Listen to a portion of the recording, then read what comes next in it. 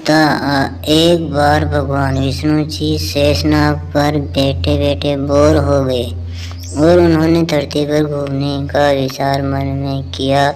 वैसे भी कई साल बीत गए थे धरती पर आए और वे अपनी यात्रा की तैयारी में लग रहे थे।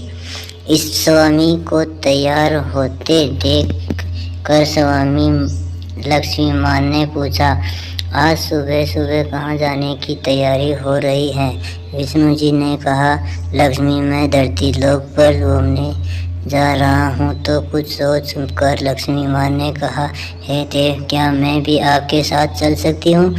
भगवान विष्णु ने 2 पल सोचा और फिर कहा, एक शर्त पर तुम मेरे साथ चल सकती हो। तुम धरती पर पहुंचकर उत्तर दिशा की ओर बिल्कुल मत देखना। इसके साथ ही माता लक्ष्मी ने हाँ कह दिया, अपनी बात को मनवा लिया और सुबह सुबह माँ लक्ष्मी और भगवान विष्णु धरती पर पहुंच गए। अभी सूर्य देवता निकल रहे थे। रात बरसात हो कर हटी ही थी। चारों ओर हरियाली ही हरियाली थी। उस समय चारों ओर बहुत शांति थी और धरती बहुत ही सुंदर दिख रही थी और माँ लक्ष्मी मंत्रमुग्ध होकर धरती को देख रही थी और भूल गई कि पति को क्या वचन देकर आई है और चारों ओर देखती हुई कब उत्तर दिशा की ओर देखने लगी पता ही नहीं चला। उत्तर दिशा में माँ लक्ष्मी को एक बहुत ही सुंदर बगीचा नजर आया और उस तरफ से भीनी भीनी खुशबू आ रही थी और बहुत ही सुंदर सुंदर फूल खिले थे। यह एक फूलों का खेत था और माँ लक्ष्मी बिना सोचे समझे उस खेत में गई और एक सुंदर सा फूल तोड़ लाई। लेकिन ये क्या, जब माँ लक्ष्मी भगवान विष्णु के पास वापस आई तो भगवान विष्णु जी की आंखों में आंसू थे और भगवान विष्णु ने माँ लक्ष्मी को कहा कि कभी भी किसी से बिना पूछे उसका कुछ भी नहीं लेना चाहिए और साथ ही अपना वचन भी याद दिलाया। माँ लक्ष्मी को अपनी भूल का पता चला तो उन्होंने भगवान विष्णु से इस भूल की माफ़ी मांगी। तो भगवान विष्णु ने कहा कि जो तुमने भूल की है उसकी सज़ा तो आपको ज़रूर मिलेगी। जिस माली के खेत से तुम बिना पूछे फूल तोड़ा है, ये एक प्रकार की चोरी तो है। इसलिए अब तुम 3 साल तक माली के घर नौकर बनकर रहो। उसके बाद मैं तुम्हें वैकुंठ में वापस बुलाऊंगा। माँ लक्ष्मी ने चुपचाप सर झुकाकर हाँ कर दिया। आजकल की लक्ष्मी थोड़े थी और माँ लक्ष्मी एक गरीब औरत का रूप धारण करके उस खेत के मालिक के घर गई। घर क्या, एक झोंपड़ा था और मालिक का नाम माधव था। माधव की बीवी 2 बेटे और 3 बेटियों के साथ थी। सभी उस छोटे से खेत में काम करके किसी तरह से गुजारा करते थे। माँ लक्ष्मी जब एक साधारण और गरीब औरत बनकर जब माधव के झोंपड़े पर गई तो माधव ने पूछा, बहन तुम कौन हो और इस समय तुम्हें क्या चाहिए? तब माँ लक्ष्मी ने कहा, मैं एक गरीब औरत हूँ, मेरी देखभाल करने वाला कोई नहीं। मैंने कई दिनों से खाना भी नहीं खाया।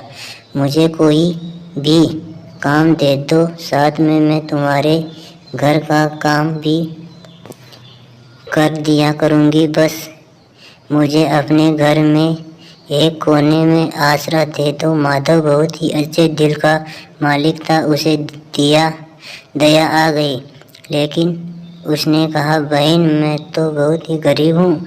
मेरी कमाई से मेरे घर का खर्च मुश्किल से चलता है। लेकिन अगर मेरी 3 की जगह 4 बेटियाँ भी होती तो भी मैंने गुजारा करना था।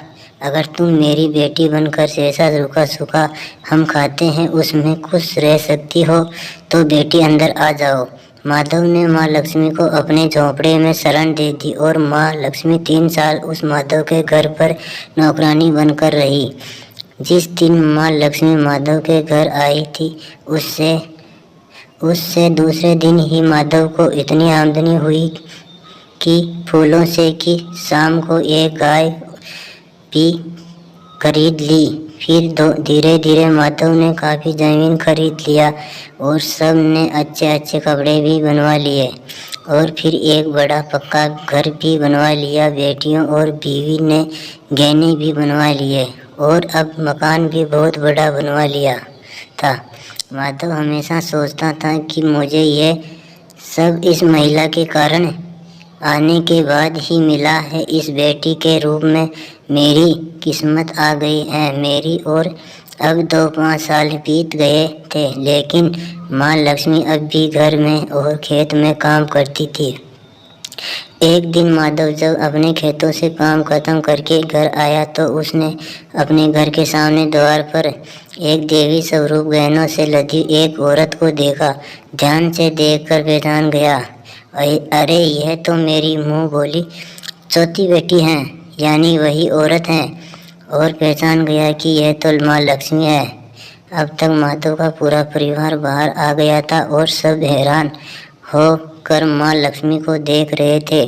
माधव बोला, हे माँ, हमें माफ़ कर, हमने तेरे से अनजाने में ही घर और खेत में काम करवाया है।